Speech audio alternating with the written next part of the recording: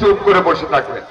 আমি একজন মুসলমান হিসেবে আমাদের সমাজে বর্তমানে যেইভাবে আমাদের বোনদেরকে বিশেষ করে শিরকের মধ্যে একটা বিশেষ রাজনৈতিক দল ফেলে দিচ্ছে, পরকালকে আমাদের অন্ধকার করে দিচ্ছে, সেইটার হাত থেকে বাঁচানোর লক্ষ্যে আমি একজন নামাজি মুসলমান হিসাবে আমার দায়িত্ব কি সেই লূত আলাইহিস সালামের আমলের সেই কথার মতন আমার কি দায়িত্ব নাই আপনাদেরকে উপদেশ?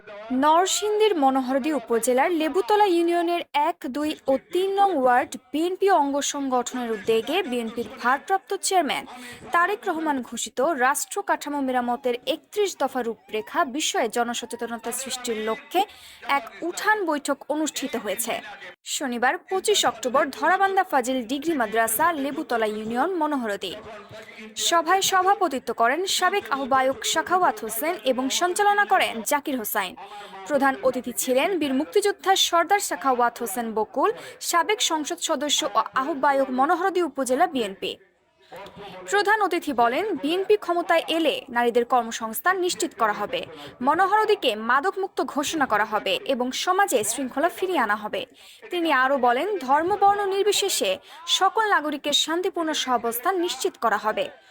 সর্দার বকুল জামায়াতের সমালোচনা করে বলেন, তারা ১৯৭১ সালে স্বাধীনতার বিরোধিতা করেছে এবং আজও স্বাধীনতা বিরোধী কর্মকাণ্ডে লিপ্ত। বিএনপি কখনো এই শক্তির সঙ্গে আপোষ করবে না এবং জামায়াতকে রাজনীতি থেকে নিষিদ্ধ করার দাবি জানান। সভায় নেতৃবৃন্দ বলেন, স্থানীয় উন্নয়ন, মাদক বিরোধী আন্দোলন ও সংগঠন শক্তিশালী করার অঙ্গীকার ব্যক্ত করেন। হিসাবে দায়িত্ব আপনাদেরকে ভুল পথ থেকে ফিরে আসার জন্য, যদি কেউ চেয়ে থাকেন সংশোধিত হওয়ার জন্য, তওবা করে আল্লাহর রাস্তায় ফিরে আসার আহ্বান করা একজন মুসলমান হিসেবে আমার দায়িত্ব। ওই যে আল্লাহ তাআলা ফেরেশতাগুলোকে বলেছিলেন যে এই বান্দা আমার দিনের জন্য, ন্যায় পথের জন্য ইয়েমেনবাসীকে একটি কথা বলে নাই, তাকে শুদ্ধ ধ্বংস করে দাও। আমি সেই ধ্বংস হতে রাজি না। আর তাই আপনাদেরকে বললাম, প্রিয় বোনেরা, এত সোজা বেহেশতে যাওয়া, রোজ কিয়ামতের পরে আমাদের নবী যখন বেহেশতে ঢুকবেন, লক্ষ স্বাধীন বলে আজকে প্রধান বিচারপতি আপনাদের সন্তান, আজকে প্রধান সেনাপতি আপনাদের সন্তান, আজকে সচিব বলেন, বিচারপতি বলেন, ওসি বলেন, এসপি বলেন, আজকে বাঙালি সন্তান। আজকে বিশ্বের দরবারে আমাদের লক্ষ কোটি শ্রমিক মাথা উঁচু করে দাঁড়িয়ে কাজ করে বলে আমরা বাংলাদেশি, আমরা বাংলাদেশের নাগরিক, আমরা একটা স্বাধীন সার্বভৌম দেশের নাগরিক। এই বাংলাদেশের বিরোধিতা করেছিল এই জামাতে ইসলাম।